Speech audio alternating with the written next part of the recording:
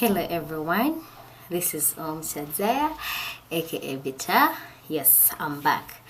In our last video we talked about primary sources of information, and in today's video we are going to talk about secondary sources of information. Yes, I know this time we are dealing with this information literacy, so we are diving into information sources. And when we talk of information sources, yes, we are dealing with the types of information sources. And in my last video we talked about primary sources of information, and this time we are going to talk about secondary sources of information. What comes into your mind when you talk of secondary sources of information? So secondary sources, a secondary source is one that interprets, analyzes, or summarizes primary sources or events. Let me repeat that. One that interprets, analyzes, or summarizes primary sources or events. Sorry. It often provides a broader perspective, insight into the primary data.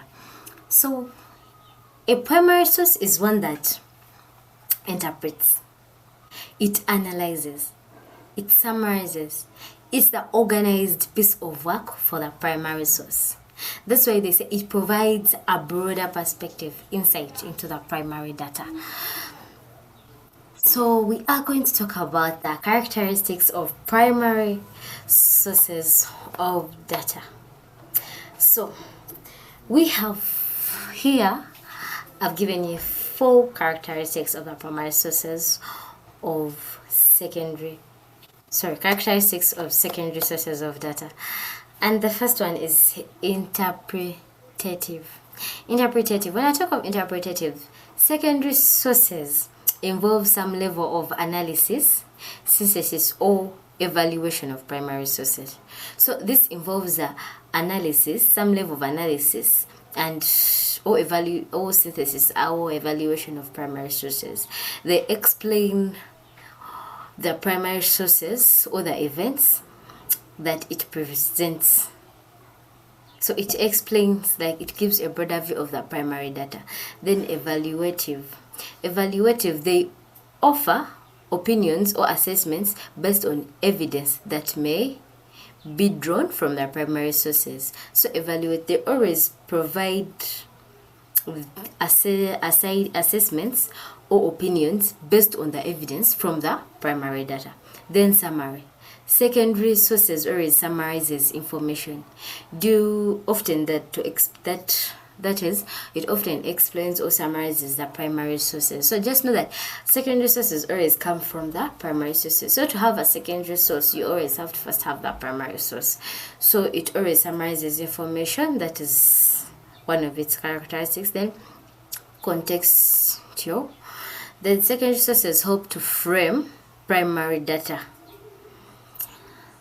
Yeah, that is another characteristic. It always helps to frame the primary data within broader trends or movement or historicals. So those are some of the characteristics.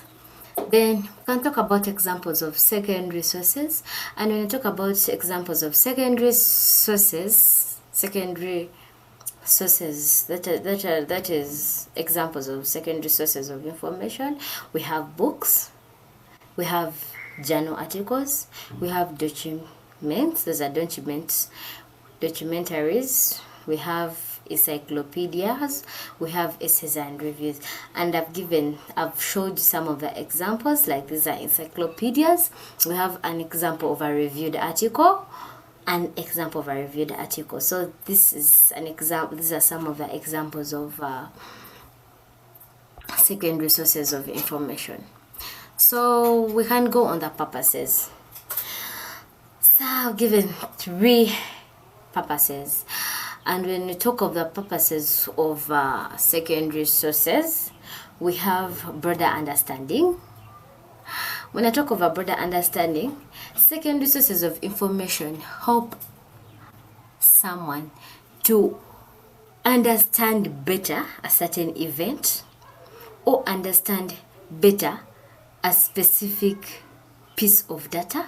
So they always hope to understand a specific event. So they give a broader view or a larger view of a specific event. Then we have interpretation and analysis. They help researchers make sense for primary materials by providing extract, complementary, or comparative analysis. They always provide comparative analysis, and this helps researchers make sense of the primary data. Sometimes the primary sources of information are not easily understood, should I say. Sometimes they don't make sense at all, but the moment it is put into a secondary source, it helps researchers make sense of the primary sources of information. Then the last one, we have contextual analyzation, and secondary sources provide the necessary context for primary data. They synthesize information to offer a wider understanding. They always synthesize information to offer a wider understanding, and these are some of the purposes. Then we can talk of its role in research. The role of secondary sources of information. They help scholars interpret primary data by providing extending framework theories and methodologies. Yeah, this is one of its role. It has a lot of many roles, but you can research more about that. But one of the role of secondary sources, they always help scholars interpret primary data. That is the main issue. Sometimes the primary data that is provided, it is hard to interpret. Sometimes you look at something. For example, let me give you an example. One of the primary sources of information is an anti-factor. You look at an anti-factor and you really can't make sense of that primary source of information. You look at it and you're like, okay, what does this stand for, or what does this really mean? But the moment it is put into a textbook or an encyclopedia and it is explained, it is more analyzed, it is more interpreted, it helps scholars interpret it better. So it helps scholars interpret and make sense of the primary data by providing existing frameworks, theories, and methodologies. So thank you for watching. Thank you for liking my videos.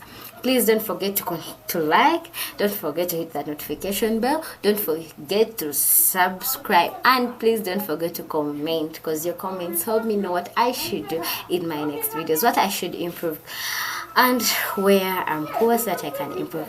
Thank you so much. May the Lord bless you. I remain Desire. Bye bye.